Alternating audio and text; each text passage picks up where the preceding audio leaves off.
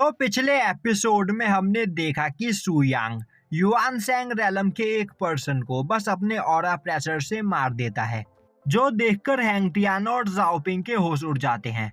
और अब हैंगटियान उससे उसके पावर लेवल के बारे में पूछने लगता है और बोलने लगता है कि आखिर सुयांग ने यहाँ पर अपनी असली कल्टीवेशन को कैसे छिपा कर रख रखा है। सुयांग बोलता है, मैंने अपनी रियल कल्टीवेशन को हाइड नहीं कर रखा है, मैं सच में क्यूआई रिफाइनिंग रैलम पर ही हूँ।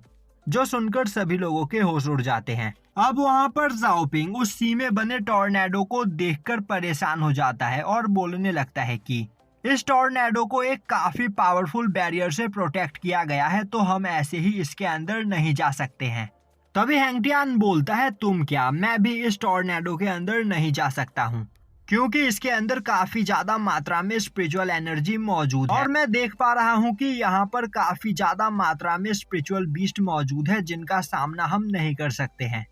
तभी सुयांग बोलता है, उन सभी स्पिरिचुअल बीस्ट को डीप सी ब्लू हार्ट को प्रोटेक्ट करने के लिए रखा गया है। जो सुनते ही हैंगटियान बोलता है, ब्रदर आपको इस ट्रेजर के बारे में सच में बहुत कुछ पता है।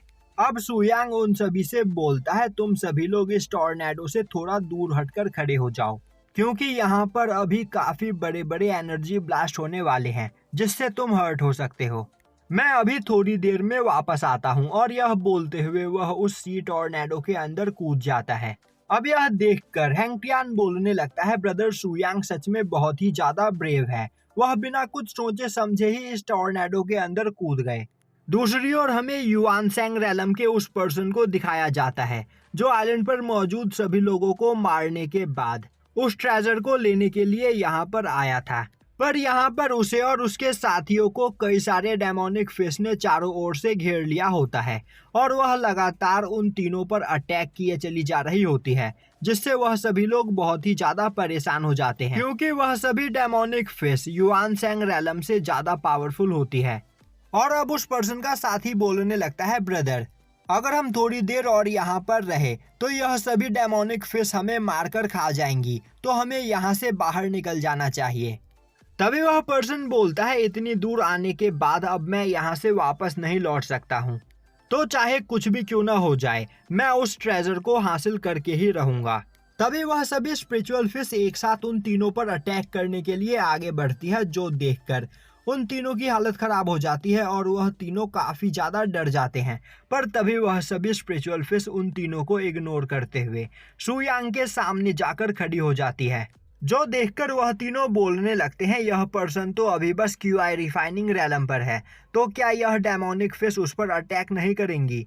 तभी सुयांग बोलता है, तुम सभी लोग यहाँ पिछले 10,000 सालों से इस ट्रेजर को प्रोटेक्ट कर रहे हो, पर आज यहाँ पर मैं तुम्हें आजाद करने के लिए आया हूँ। अब तुम आजाद हो और अपनी मर्जी से जहाँ चाहे वहाँ जा सकती हो।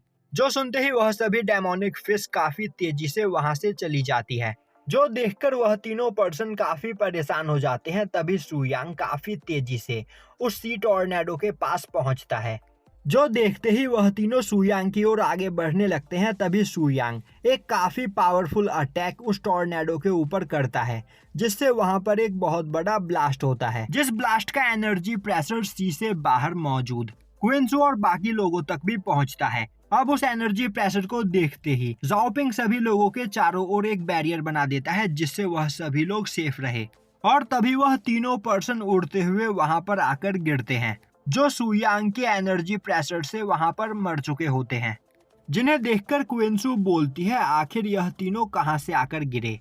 तभी पीछे से एक पर्सन आते हुए बोलता है, तो तुम लोगों ने यहाँ पर मेरे भाई को जान से मार दिया। अब क्विंसू पीछे मुड़कर देखती है तो वहां पर कई सारे लोग खड़े होते हैं। वहीं एक पर्सन बोल रहा होता है, तुमने मेरे भाई को मारकर डीप सी ब्लू हार्ट उससे छीना है, तो उसे मेरे हवाले कर दो, वरना मैं तुम तीनों को जान से मार दूंगा।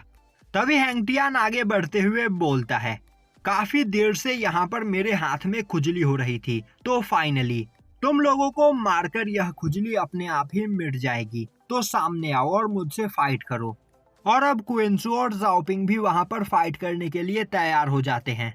दूसरी ओर समुद्र के अंदर उस टॉर्नेडो के डिस्ट्रॉय होने के बाद वहां पर एक पोर्टल अपीयर होता है। अब उसे देखते ही सुयांग अपने पास से वह स्क्रोल निकालते हुए उसका यूज करके उस पोर्टल के दरवाजे को खोलता है और अब वह उसके अंदर जाता है। तभी वह देखता है कि वहां पर एक जगह पर बैठी लिंसू कल्टीवेशन कर रही होती है, जिसे देखकर वह काफी ज्यादा खुश होता है और बोलने लगता है, लिंसू तुम यहाँ पर जिंदा हो, जो देखकर मैं सच में बहुत ही ज्यादा खुश हूँ।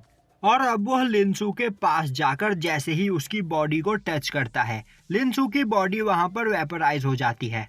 और अब सुयांग को पता चलता है कि लिंसू यहाँ पर कई साल पहले ही मर चुकी है, जो देखकर उसे बहुत ही ज्यादा गुस्सा आता है। और अब सुयांग के गुस्से से वह पूरा एरिया डिस्ट्रॉय होने लगता है। तभी सुयांग की नजर वहां बने एक फॉर्मेशन पर पड़ती है और अब सुयांग देखता है कि यह वही फॉर्मेशन है जिसे उसने लिंसू को सिखाया था।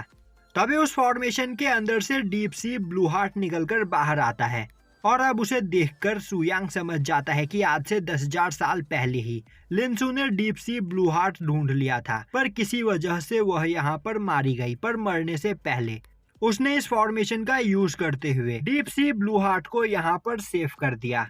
और अब वह गुस्से में बोलता है, लिंसू एक बार बस मुझे पता चल जाए कि यहाँ पर तुम्हें किसने मारा है, मैं उसे जिंदा नहीं छोड़ूंगा। और तभी वह नोटिस करता है कि लिंसू की spirit deep sea blue heart के अंदर मौजूद होती है। दूसरी ओर आइलैंड पर हैंगटियान अटैक करके उस पर्सन के कई सारे लोगों को मार देता है। दूसरी ओर जाओपिंग भी कई सारे लोगों को मार देता है। वहीं पर उन लोगों का मेन हेड क्विंसू से फाइट कर रहा होता है। तभी हैंगटियान उस पर्सन पर अटैक करते हुए बोलता है, तुम्हारा अपोनेंट मैं हूँ, तो यहाँ पर आकर मेरा सामना करो। पर वह पर्सन हैंगटियान के सभी अटैक्स को डॉज कर लेता है, जो देखकर हैंगटियान बोलने लगता है, तुम्हारी स्पीड यहाँ पर सच में बहुत ही ज्यादा फास्ट है, पर अब यहाँ पर मैं भी देखना चाहता हूँ कि आखिर तुम कब तक मेरे अटैक्स को डॉज करते हो। तभी वहाँ पर सब कुछ शांत हो जाता है, जो देखकर क्विंसू खुश होते हुए बोलने लगती है, शायद से मास्टर को वह ट्रेजर मिल गया। अब यह सुनते ही वह पर्सन बोलने लगता है, तो क्या वह ट्रेजर इन लोगों के पास नहीं है? मैंने बेकार में ही यहाँ पर अपना टाइम वेस्ट किया और मेरे कई साथी भी यहाँ पर मारे गए, पर मैं किसी भी कीमत पर उस ट्रेजर को हासिल करके रहूंगा। तो फिर क्यों न मैं इस लड़की को हॉस्टेज बना लूं और इस लड़की के बदले इनसे वह ट्रेजर मांग लूंगा। यह सोचते हुए वह काफी तेजी से क्विंसू पर अटैक करके उसे बेहोश कर देता है। और अब वह सभी लोगों से दूर हटते हुए बोलता है, अगर तुम इस लड़की की जान बचाना चाहते हो तो तुम्हें वह करना होगा जो मैं यहाँ पर तुमसे बोलूंगा। तभी वहाँ पर सुयांग भी आ जाता है, जिसे देखते ही वह पर्सन बोलता है, अगर तुम इस लड़की की जान बचाना चाहते हो तो उस ट्रेजर को लेकर मेरे सी डेविल क्लैन में आ जाना और उस ट्रेजर को मेरे हवाले करके इस लड़की को अपने साथ ले जाना। और यह बोलते हुए वह काफी तेजी से उड़ता हुआ वहाँ से भाग जाता है।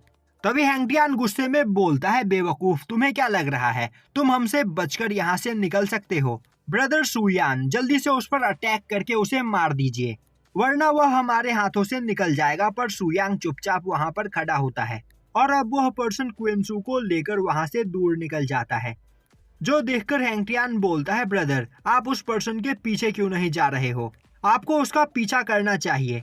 तभी सुयांग बोलता है, असली बात तो यह है कि मुझे उड़ना नहीं आता, क्योंकि मैं अभी बस क्यूआई रिफाइनिंग रैलम पर हूँ। जो सुनकर हैंगटियान काफी ज्यादा हैरान होता है और यहीं पर यह एपिसोड खत्म हो जाता है।